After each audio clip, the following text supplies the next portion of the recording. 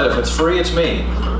So take advantage of that today, right? I don't know if Mom told me that or not, but all right, we're gonna have a good time here. It's time for me to pull out my glasses to show my wisdom as you get older and lack of eyesight. I did have LASIK surgery, but it doesn't help the process of getting older. So I haven't figured that one out yet. We have two speakers today, not one. We have two guest speakers today. And I'll introduce the first one and then the second one, and then they'll both come up. Kathy Lewis is president of Certified Sisters, Inc. and a practicing realtor in Palm Beach County, Florida. As a certified professional coach and realtor, Kathy fulfills her passion for helping people by assisting them in finding their slice of paradise. And I'm still looking for that. I got one slice, I'm looking for several other slices. Can you help me with that? Fill up the whole pie? All right, now we're talking. Prior to going into real estate, Kathy was a corporate trainer of 2 Fortune 500 companies. And her partner, Deborah Baccarella, is vice president of Certified Sisters, Inc. and broker owner of Elite Florida Real Estate. She's a certified professional coach, licensed real estate instructor, and holds several designations from the National Association of Realtors. With over 30 plus years of experience, you're not even that old, what do you mean? She enjoys helping others achieve their dreams. Kathy and Deborah are co-authors of the Amazon best-selling book, you'll see it in the back, 7 F Words for Living a Balanced Life, which is the foundation for their professional workshop and individual coaching, and they're going to give you a taste of that slice of paradise today. So it's my pleasure and privilege to introduce Kathy and Deborah. Cheers, lady.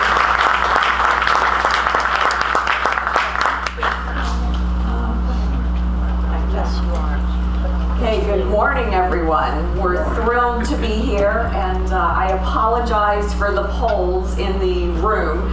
So we will probably try and walk around a little bit so you'll be able to see us.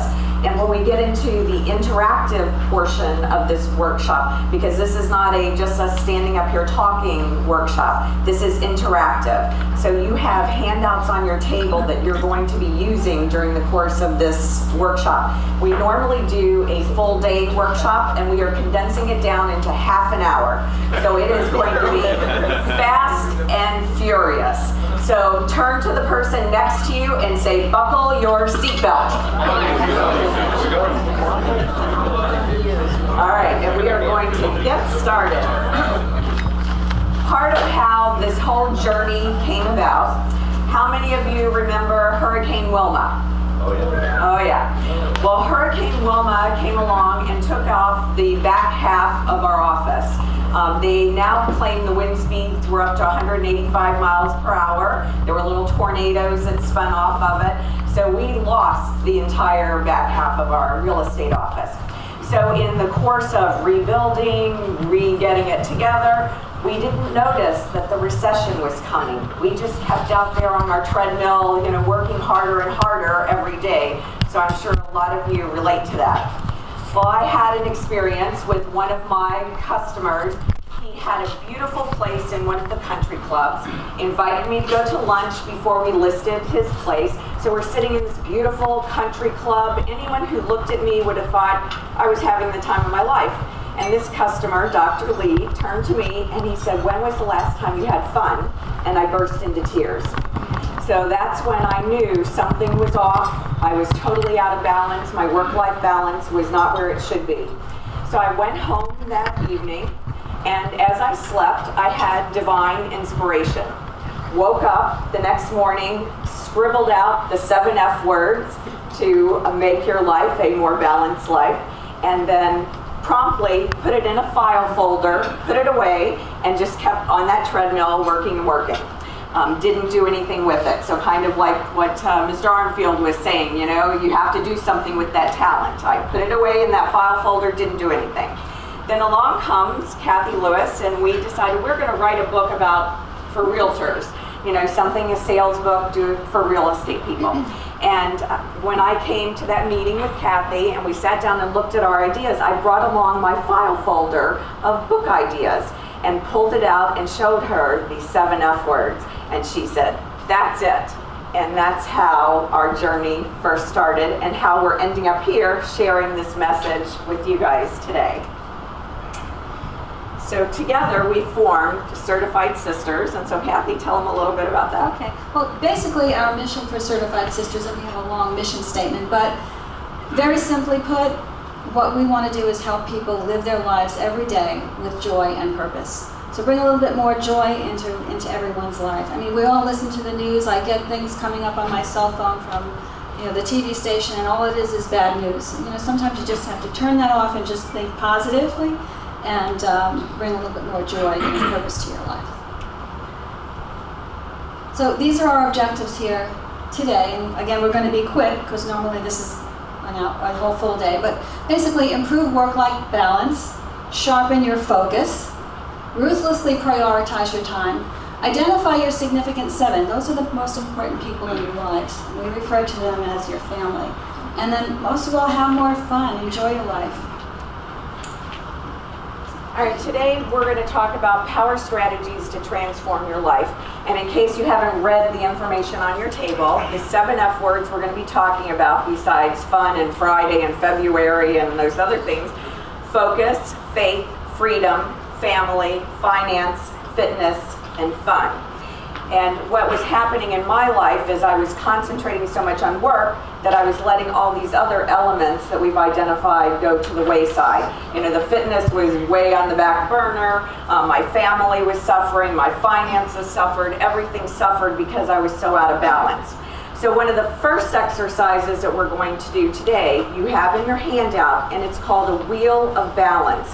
And we're going to help you guys analyze what area it is that you think you need to work on and prioritize and start to begin with. So in your handout, if you'll take it out and take out a pen, you've got a wheel of balance. What you're going to do here, we're going to take a couple minutes at our tables. I told you this is an interactive workshop, so you're going to be working on yourself. So forget about everything else for a few moments and concentrate on you. Put yourself as a dot in the center of this circle. Then you've got work to the side, focus, all of the other elements around it. Here is one that I filled out for myself. So my work, I was doing great in work. I mean, I was out there working all the time. So I was probably close to the outside of my edge with work. But fun, I was doing nothing. So my fun was minuscule in this wheel of balance. So if you envision this like a bicycle tire, for example, my tire was flat. I had a bumpy ride. You're not going to get very far doing a bicycle tire that's flat. So it has to be in balance.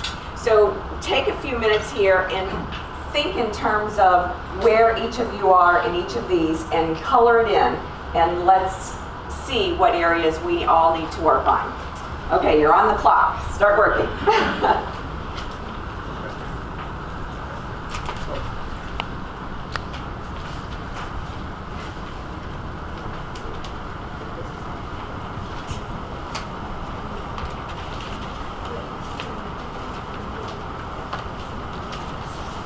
If anybody has any questions, raise your hand, we'll come around and answer them for you.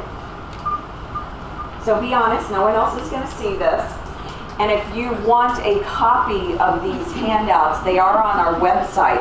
So you can have a clean copy if you want to take it home and make your husband do it, your, whoever take this as well. So don't be afraid to write on this one, you can get more copies.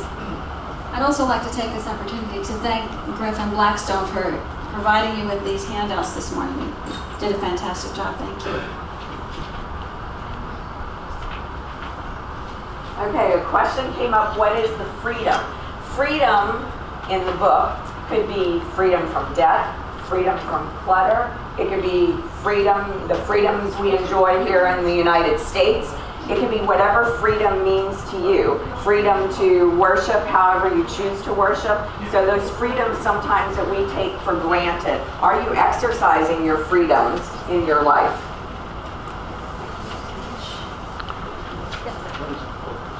Focus would be your goals. Are you on what the important things are? Identifying those important things and making sure that you're working on those every day. All right, take another minute and then we'll finish this up. We realize that you don't have enough time today to do this all properly, but it'll give you an eye-opening experience. And some of the other workshops we've done, they've walked out and said the wheel of balance has been the thing that really opened their eyes because it forced them to look at what area they weren't performing in or weren't balanced in.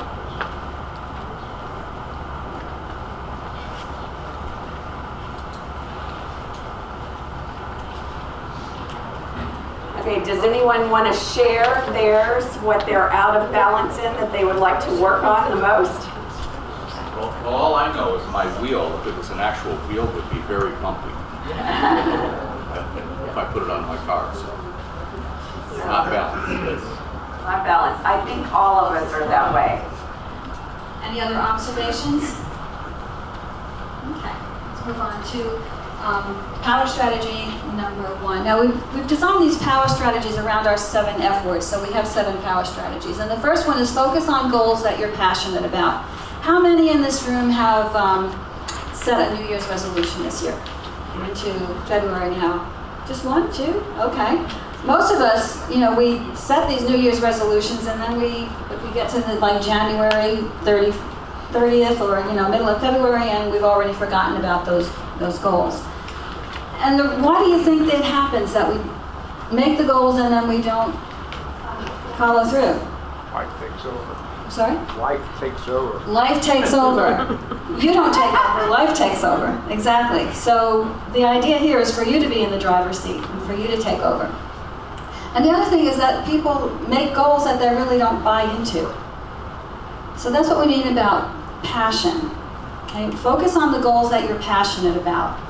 Don't set a goal just for the sake because somebody said, oh, you should write a goal maybe to lose 5 pounds this year. Okay? If you don't buy into that, you're not going to succeed. So again, focus on the goals that you're passionate about. Did you go back one, Deb? Sorry. Okay. The other thing is, when you're writing your goals, make sure that they're SMART goals. The most important thing is writing them down, though. If you don't write down your goals, it's very unlikely that you're going to actually succeed at them. So the first thing is make your goals specific, and then make them measurable, attainable, realistic, and time-bound. If you set a time frame for your goals, chances are you're going to accomplish them. And also, SMART goals with passion equals success. Okay. Our power strategy number 2 is adopt an attitude of faith.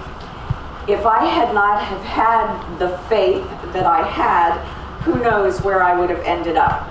So I thank God that I had the faith that I did to keep putting one foot in front of the other and keep that hope alive for a better future. So I think that's what propelled me through. So adopt this attitude of faith. Prayer was an important part. I was part of numerous prayer groups that it was wonderful. I got more out of it than I did the people that I was praying for. So it was just a beautiful thing. Affirmations. How many of us let that thing, like he was talking about, the fear, play in your head? So as soon as you let that fear and doubt in your brain, it takes over. You have to get past that fear and doubt. And if you have to tell yourself every day when you wake up, today is going to be a wonderful day, I am going to have favor everywhere I go. Whatever you need to do. Someone recently said we're a bunch of walking dead. Where's the joy? We're supposed to be joyful. We're supposed to have this abundant joy in our life. So put it out there. This is the day the Lord has made. Be glad, in everything that you do. Gratitude journal. It's amazing how many people, and it's all over the news now, when you have those horrible days and you go home and you make a list of even just 1, 2, 3 things that went right that day, and you focus on what went right and focus on having gratitude for that, it makes your whole day worthwhile and bearable and gives you enough hope and strength to go on to the next day. So of all of our workshops and the research that we've done for the book, the gratitude journal is one of the key ingredients. So I implore each of you to go home this evening and just, even if it's a sheet of paper, however you do it, start writing that. Oprah Winfrey said on TV that was the most important thing she ever did in her life, was starting a gratitude journal, because it enabled her to get through every day as she went along.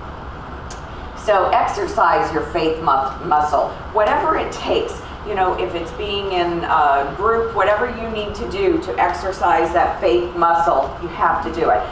Because every day is new things that are happening. So that was how we came about with the faith.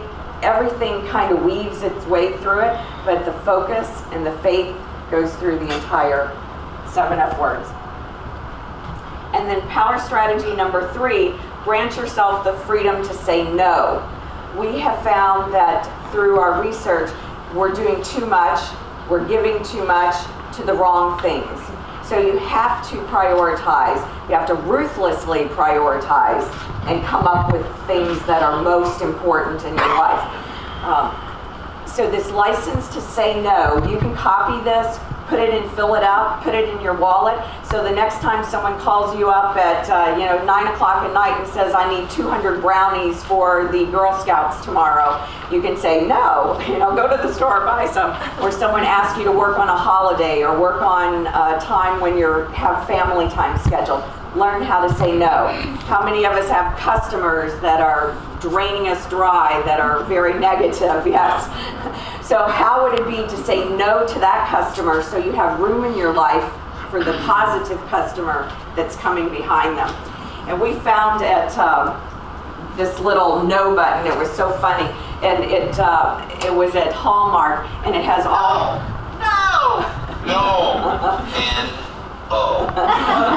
So it was so cute.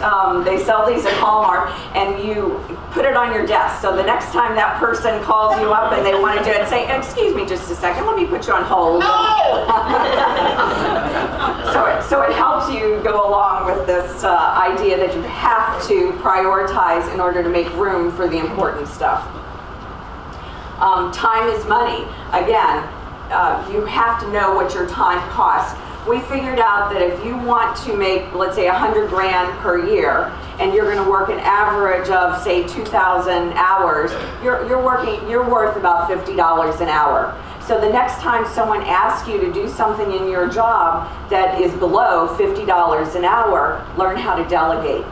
Hire that person who can do the things for you that are worth less than $50 an hour. So delegating is one of those key ingredients. It's worth your time. If your time face-to-face with that customer is worth $50, the person that can do minimum wage type things, hire it out.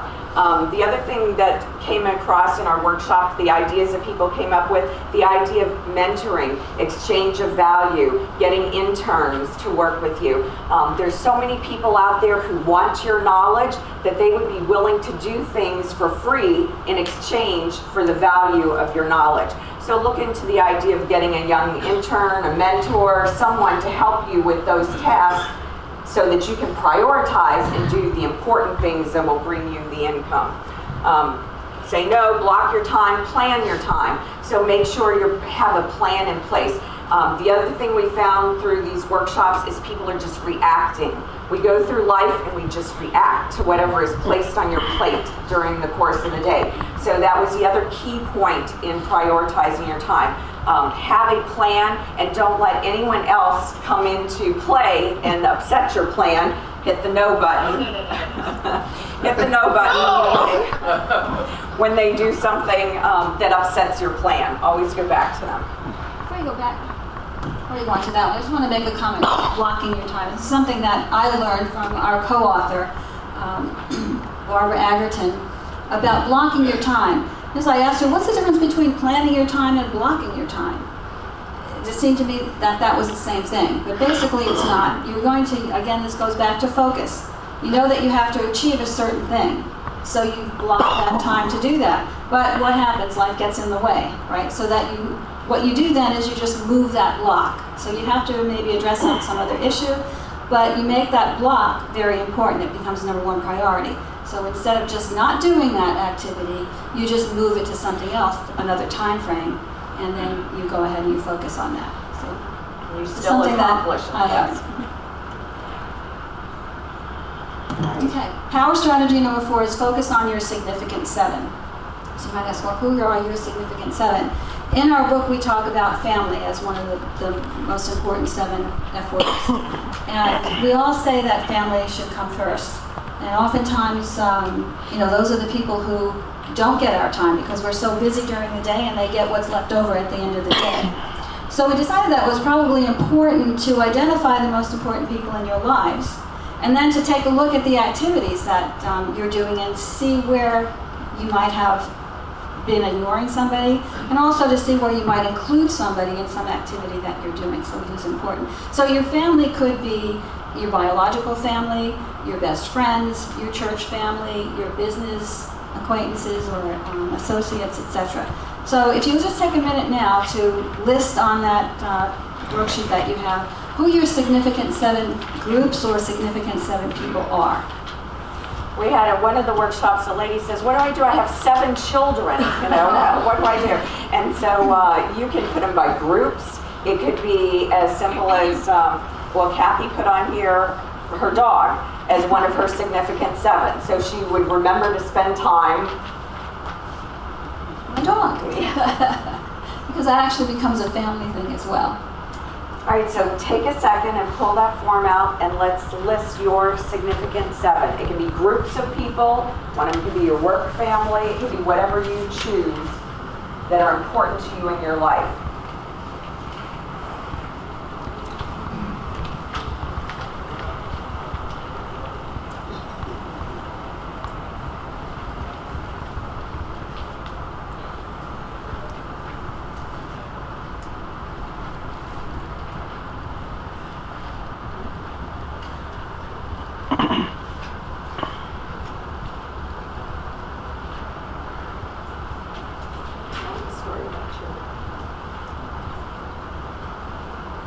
So once you finish listing your significant 7, then go ahead and list some of the major activities that you do during your day or your week.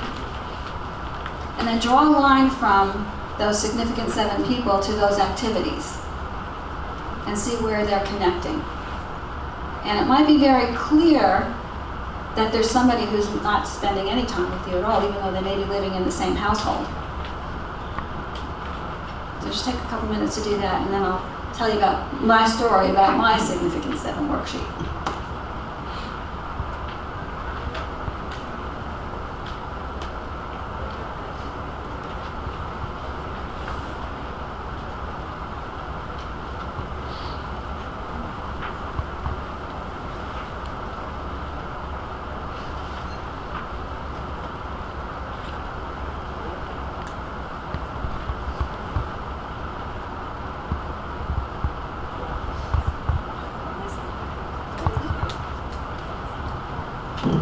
So when I was filling this out for myself, I listed my significant 7 people. The first one was my husband, Jim, and then my son, Michael, my son who's here, Patrick, my certified sisters, who are Deborah and Barbara, and 2 good friends of mine, Ellen and Donna, and my little dog, Max.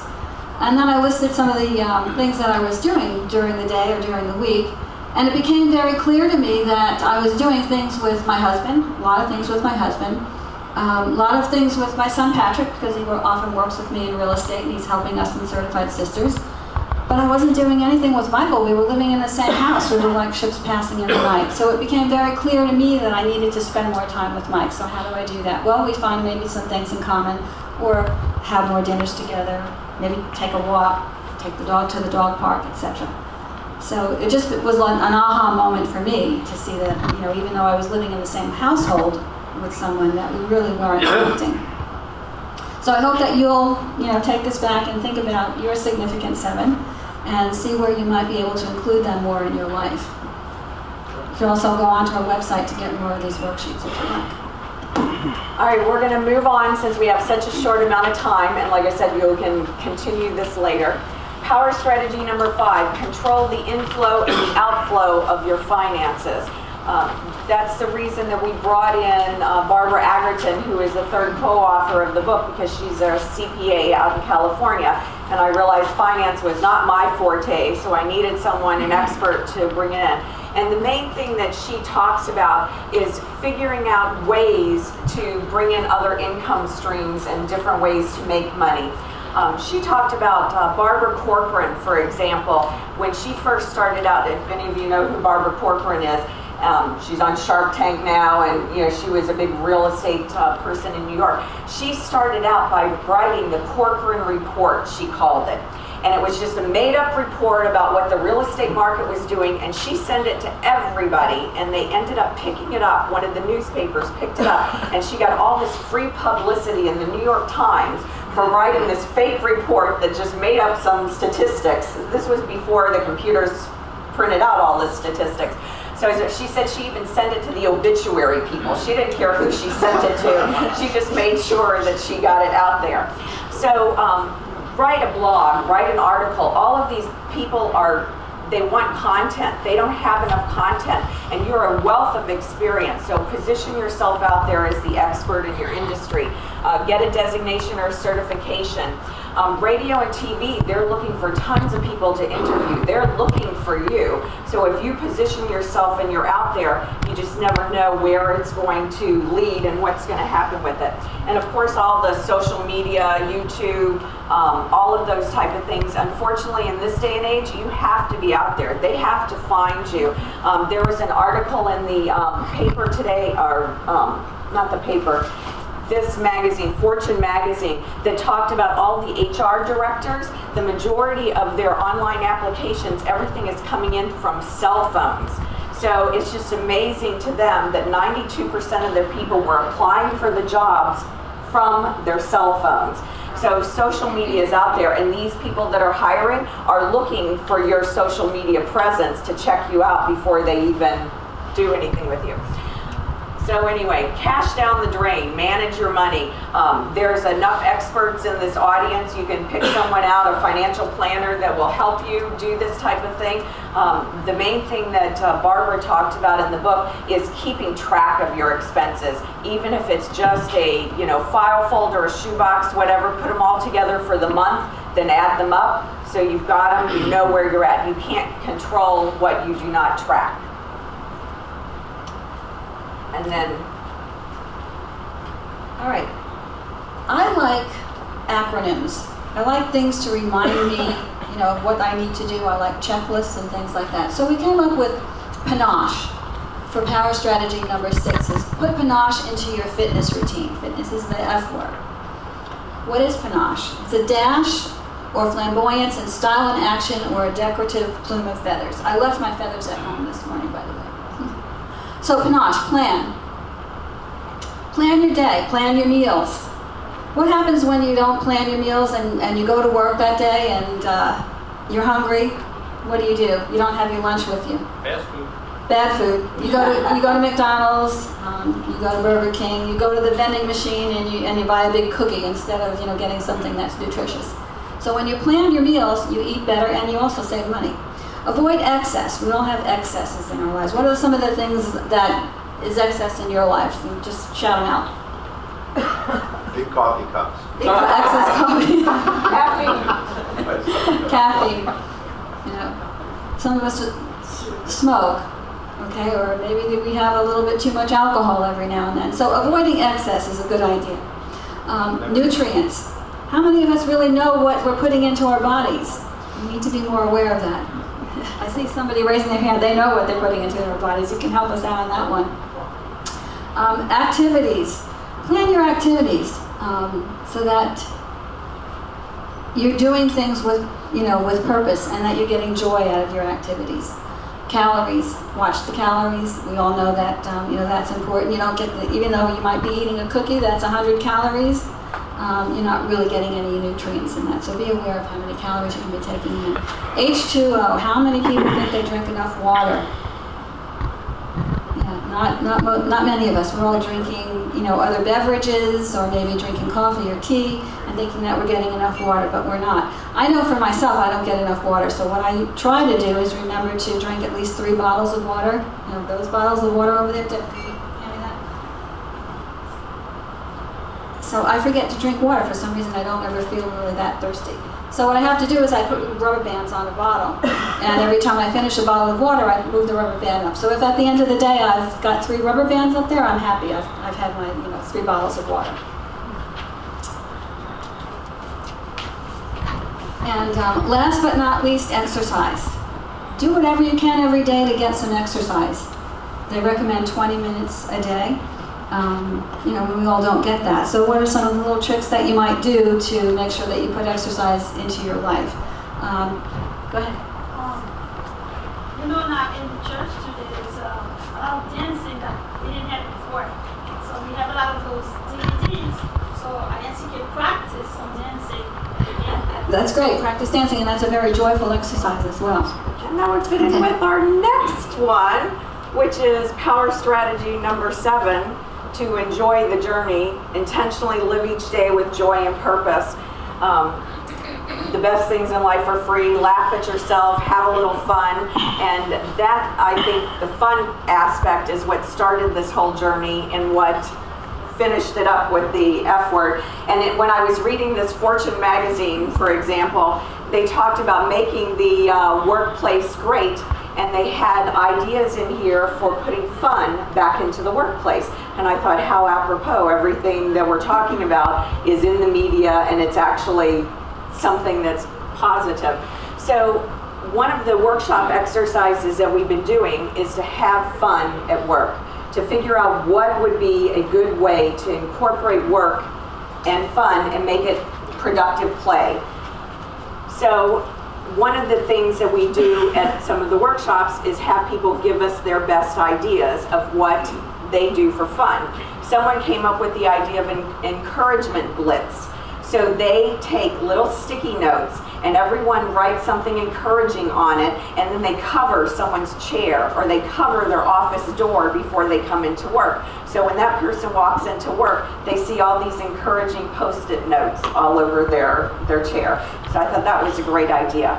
Someone else came up with the idea of having standing ovations at work. So every time someone comes into your office and they brought in a contract or they've done a deal or whatever, everyone stands up and applauds them. Because how many times in your life do you ever have a standing ovation? So taking that into your workplace could make it fun. How many of you went to the Blackstone Christmas party? That was I did. that was a great time. That was a lot of fun, and I think they had some really fun, silly Christmas sweaters there. So it's something that I remember. But I have to blame Blackstone because when I went to the Christmas party, it was ugly Christmas sweaters. So I had it in my head that, okay, it was fun. So I was invited to a tea party with these lovely women, and all I heard was crazy hat. I didn't think tea party. So when I got to this beautiful tea party where all the women had dressed on vintage dresses and gloves and things, I had a little sombrero that I had borrowed from my daughter because I thought it was about having a funny hat. I didn't hear the rest of the story, but we had fun. They made fun of me. The good thing is you're laughing at yourself. Laughing at myself. So, Griff, how much time do we have? We've still got another 5 minutes? 4. Yeah. Okay. Okay. So we have, if anyone has any ideas of what they've done at work to have fun that they'd like to share with the group, if you'd like to stand up and tell us what your fun ideas are. Okay, this is sad. Okay. I bring my dog to You got the work. big All cup. right. Put the big cup And down. my dog is very funny. All right. So very entertaining. Love it. Okay, so bring your pet to Fun work. idea. We declared Surfer Movie Day and took everybody down to the IMAX for a Nice. Best of South Pacific movie. Awesome. Oh, very cool. One more idea. One more. Go ahead. We took our office to a cooking class. So they had and a painting class. So Very fun. we try to do activities outside the office together. Very good. That sounds like fun. Yes, Brooke. We actually have for new employees and celebrations, their birthdays and things like that, we do Los Spadas. Maybe you know Los Spadas. If you don't know Los Spadas, you don't get it. Los Spadas. Spots. Finest. Are they famous for a sandwich or something? I got one more. Okay. I do I smoke a Boston butt outside of our office and torture the entire office all day long with the smell of it cooking. And then we declare the afternoon off and we have a big barbecue. So. Great ideas. Very nice. Okay. All right, and the rest of you go back to your office and start thinking about what you can do to incorporate more fun into your office, because obviously some of you are lacking out there. So, real quick, I want to get into the daily score sheet, and I think there's one on there, correct? And basically what this is a checklist to give you the ability to write down something every day in your 7 F words, so that you'll touch on those 7 F words, at least in a small way, every day. So basically make every day a 7. So, Tell them your mortgage story. oh, my mortgage story, that's a good one. I'm a realtor. And I know how important it is to have, a low mortgage. And for months and months and months, probably 10 or 11 months, my husband and I kept saying, we really need to refinance our mortgage. We really need to do that. So I was working on my daily score sheet one time, and I needed to put something in finance. So I said, okay, I'm going to call the mortgage broker today.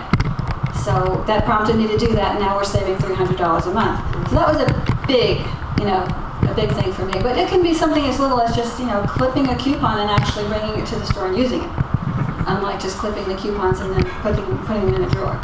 So if you use the daily score sheet, and you're not going to do this forever, but it just does help you begin to try to focus on those 7 things every day and live your life with more joy and more purpose.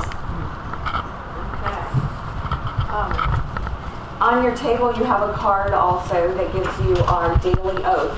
And on our website, 7fwords.com, we have a blank daily oath as well. So that was a daily oath we came up with to help us focus more on everything. But you can fill out your own blank oath and come up with your own. So the point of this entire exercise today and this interactive workshop was to hopefully make you all think and to start planning stuff with intention and purpose. So just to summarize our power strategies, number 1 was to set goals that you're passionate about. Adopt an attitude of faith. Just say no to the things that don't meet your goals. Focus on your significant 7. And again, that doesn't necessarily mean your immediate family, but those people who are important to you. Control the inflow and the outflow. Get help so that you can manage your money. Put panache into your routine, into your fitness routine. And last but not least, enjoy the journey. So I want to thank you all for having us here today.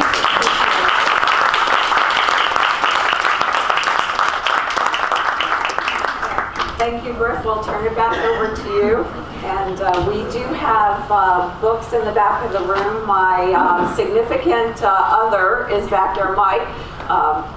We were blessed, let me just say this, Griff, that I shared this at some of the other meetings, to see our dream become a reality. So I encourage all of you to go for your dreams, because who would have known that we would take this dream of writing a book and it would turn into a book and it would make the Amazon bestseller list when it first came out. And now we're speaking at groups like you. Next week we're speaking for FPL, for Women in Nuclear. So we spoke at the National Association of Realtors Convention in San Francisco. So it's been a beautiful experience to share this message with you today. So thank you. Thank you. We need a standing ovation.